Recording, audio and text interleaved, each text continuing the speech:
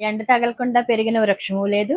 గుండె నలగకుండా బతికిన మనిషి లేడు కదండీ! ఇది మీరు అగ్రీ అవుతారండి? నేను అగ్రీ అవుతాను. ఎందుకంటే ఎండ తగిలి పెరిగిన చెట్టు చాలా ఆహ్, విస్తారంగా పండుతుందనమాట. ఒక మామిడి చెట్టు ఉందనుకోండి, మామిడి చెట్టుకి ఎండ కావాలి, వాన కావాలి, అన్నీ కావాలి. అలాగే ఒక రావి చెట్టు ఉందనుకోండి, రావి చెట్టు ఎండలోనే బతుకుతుంది, వానలోనే బతుకుతుంది. మారేడు చెట్టు ఉందనుకోండి, మారేడు చెట్టు కూడా ఎండలోనే బతుకుతుంది, వానలోనే బ్రతుకుతుంది.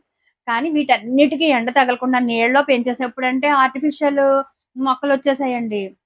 ఆర్టిఫిషియల్ మొక్కలన్నీ కూడా నీడలో ఇంట్లో ఆక్సిజన్ అంటున్నారు అయన్నీ పూర్వం ఇవేమీ లేవండి. లేకుండా కూడా మనం బ్రతికాం. అలాగే ఎంత ఎండ తగిలితే అంత చెట్టు బాగా విస్తారంగా వస్తదనమాట. అలాగే మనిషి కూడా ఎన్ని రకాలుగా గుండె నలిగిపోతే మనిషి అంతకంటే స్ట్రాంగ్‌గా తయారవుతారండి. మీ గుండె కూడా నలిగిందా? నాకొకసారి కామెంట్ సెక్షన్‌లో రాయండి.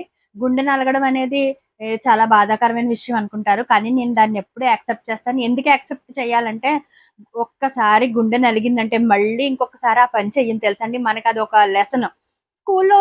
స్కూల్లో చదువుకున్నప్పుడు మనకి మాస్టర్సు స్కూల్ టీచర్స్ మనకి చాలా లెసన్స్ చెప్తారు. కానీ లైఫ్ లెసన్స్ ఎవరు చెప్పరండి. నువ్విలా ఉండాలి, ఇలా చేయాలి, ఇలా మాట్లాడాలని ఎవరు చెప్పరు. సైన్స్ చదివావా? మ్యాథ్స్ చేసావా? ఫిజిక్స్ చేసావా? మాకప్పుడు ఫిజిక్స్ లేవండి. ఓన్లీ సైన్స్, ఎన్ఎస్, పిఎస్ అంతే. ఫిజిక్స్ ఏమో మరి అదేమంటారో నాకు తెలీదు గానీ, నేను పెద్దగా చదువుకోలేదు. నాకు పెద్దగా తెలీదనమాట. హ్మ్. అవన్నీ నేర్పిస్తారు. కానీ డబ్బు సంపాదించడం గాని, లేదంటే ఎలా ఉండాలి, ఎలాగా మన బిహేవియర్ ఉండాలి, ఎదుటి మనిషితో ఎలా మాట్లాడాలి, ఇవన్నీ కూడా మనకెవరు నేర్పించరు. ఒక్కసారి మన ఛానల్‌లో అవన్నీ నేర్చేసుకుందాం. రండి.